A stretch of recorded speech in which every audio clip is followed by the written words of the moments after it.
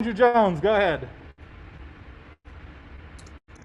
Hey, Coach. I'm sure you don't need to be reminded 7 straight losses to Virginia, but when you look at the You don't have to remind me. I know that. Yeah, I know. And I let the team know that as well. Well, go ahead. What did you tell them about this? And in the second part of the question is, with the issues that you guys have had dealing with the pack line defense, what is the first thing you need to do well offensively in order to find good shots against that defense? Well, I let them know the last 7 times we have lost against Virginia, and so just to let them understand and let that sink in. Virginia is an unbelievable basketball team, and their coach, Coach Bennett, is fantastic. And one of the places that consistently they're always great in is from a defensive standpoint. And so it's a combination of 2 things for them why they're so good defensively. One, they have good individual defenders.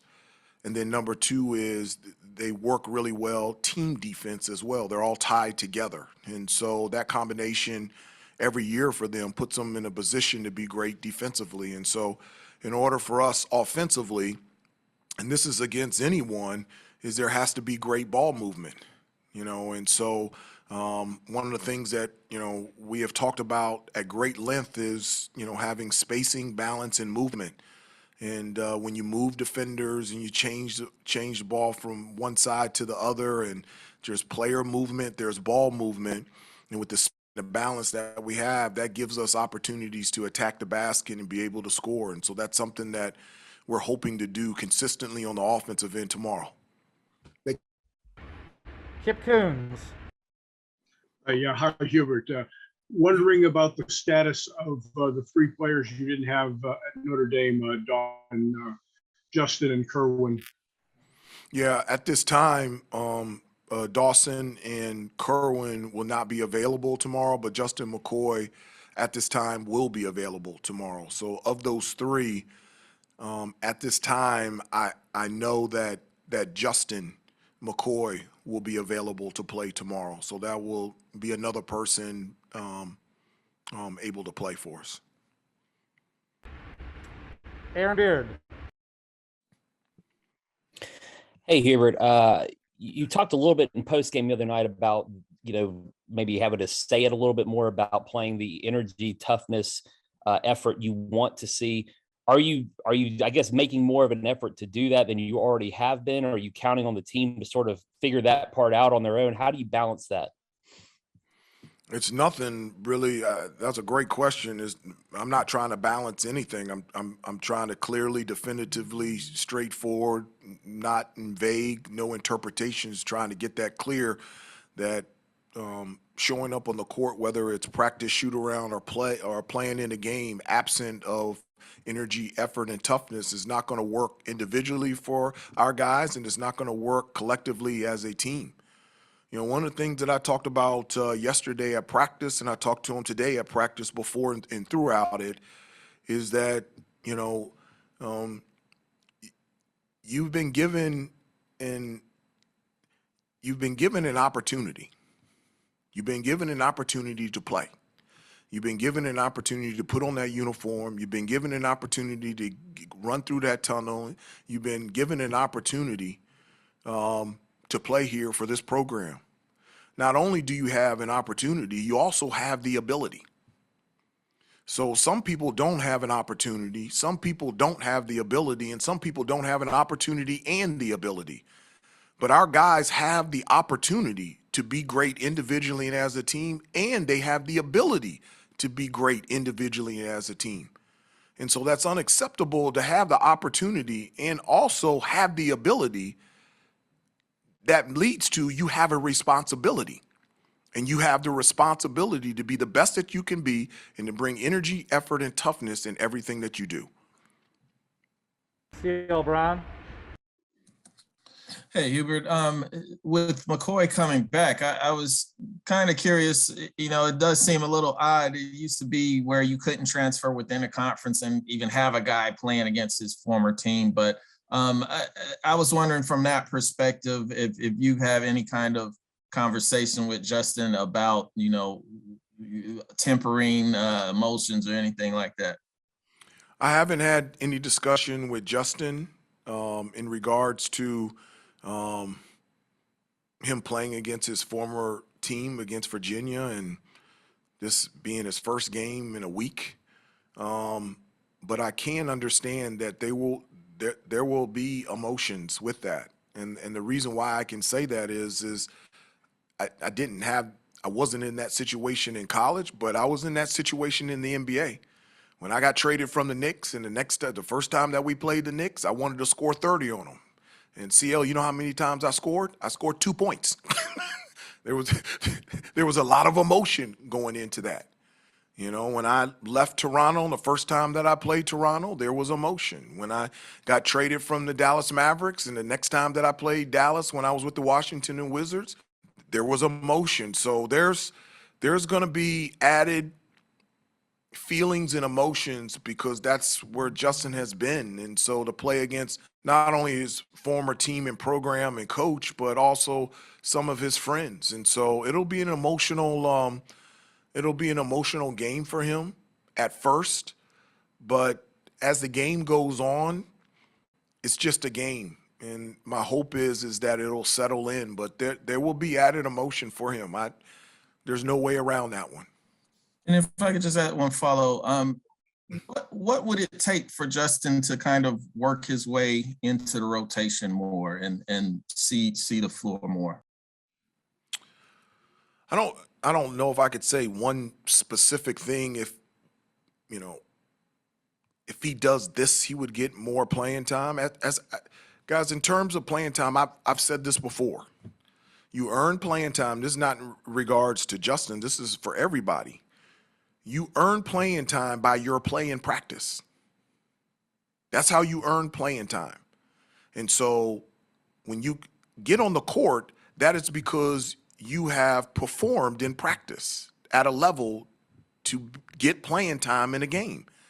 Once you get that playing time in a game, the amount of playing time that you get is determined that you validating your play in practice, you're actually validating it by your play in the game.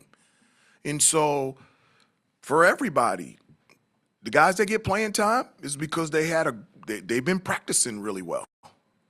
And then the amount of time that they get out there on the floor, it's because the play that they have been doing in practice is validated by their play in the game, which warrants more playing time in the game. And so I don't know if that answers your question, but in regards to everybody, that's how playing time is determined by your play in practice and validated by your play in the game. Ross Martin. Hey, Coach, in regards to McCoy, not necessarily about the emotions, but throughout the last couple months, have y'all ever picked his brain or the players picked his brain on kind of how to approach Virginia, maybe in the last week or so, about their defense or offense or what they kind of bring, given his experience with the Cavaliers? Really? Virginia's in our conference. We play them twice a year. They know us and we know them. And so I don't think there's anything that Virginia can learn more about us and that we can learn more about them.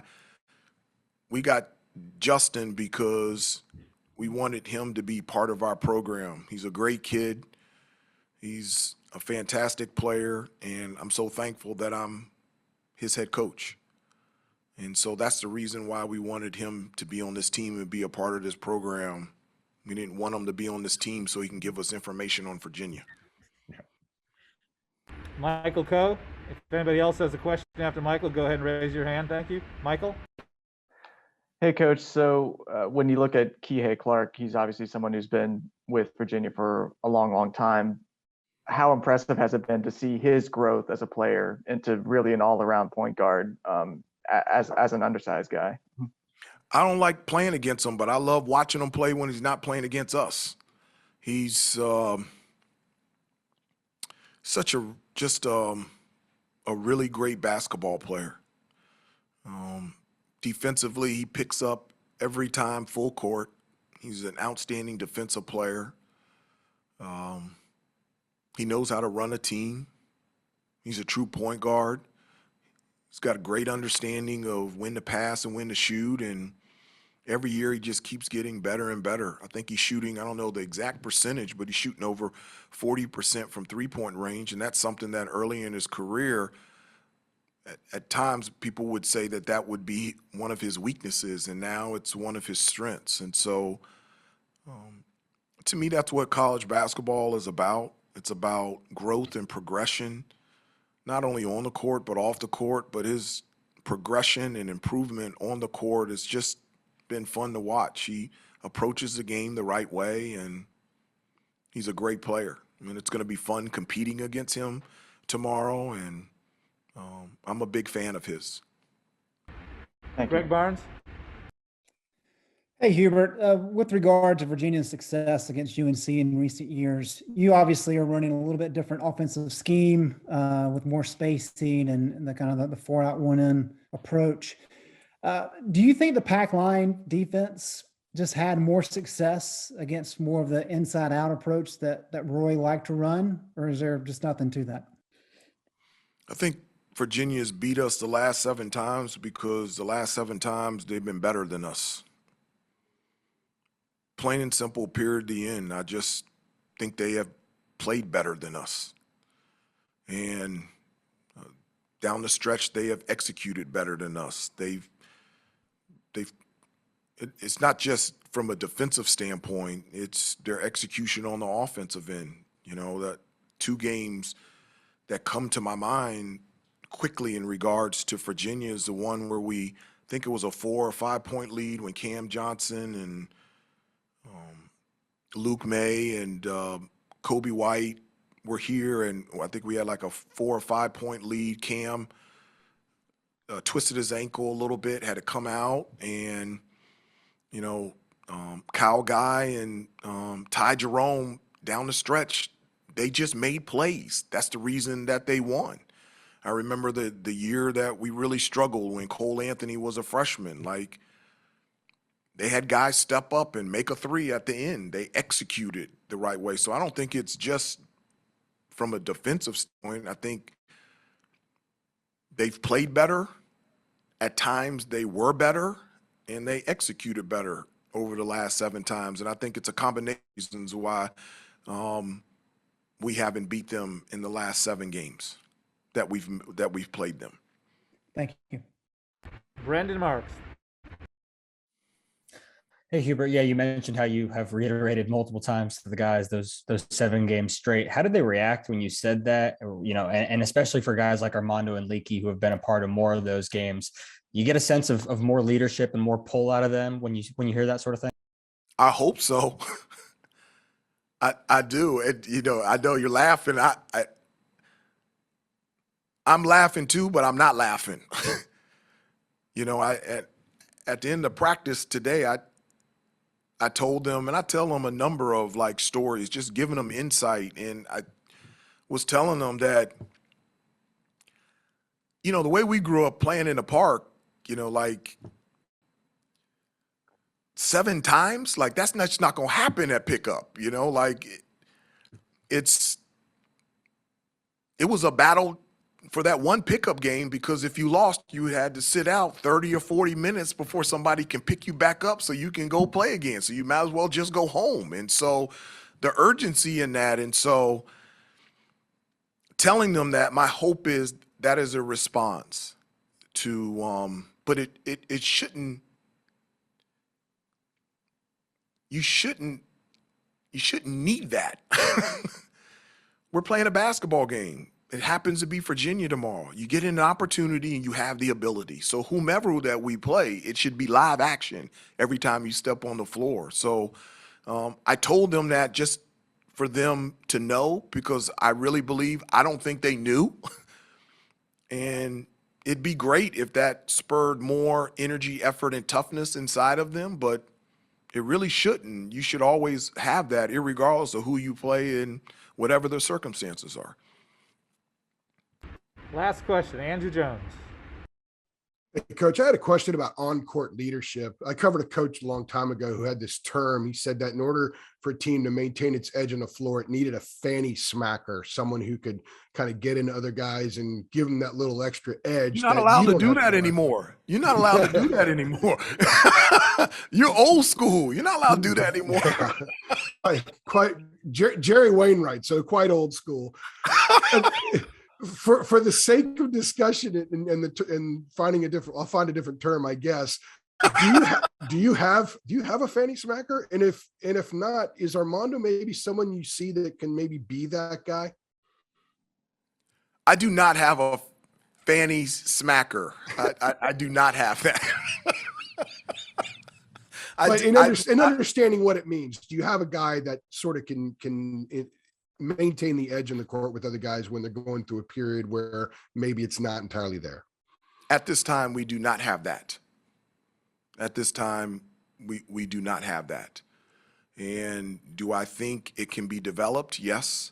Do I think it's needed? Yes. Am I hopeful that it will come? Yes. But at this time, no. But I understand where you're coming from. And I think what you're trying to say is,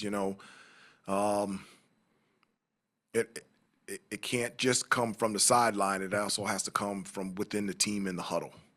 Yeah. And our communication with the team every day, we're getting closer and closer to understanding the importance of having that extension of a coach in the huddle, on the floor, amongst teammates. And not only doing it, but doing it in the right way where it's encouraging and helpful and motivating. But I do think it's needed. I do. Thank you. Thank you, Coach Davis. Thanks, everybody, for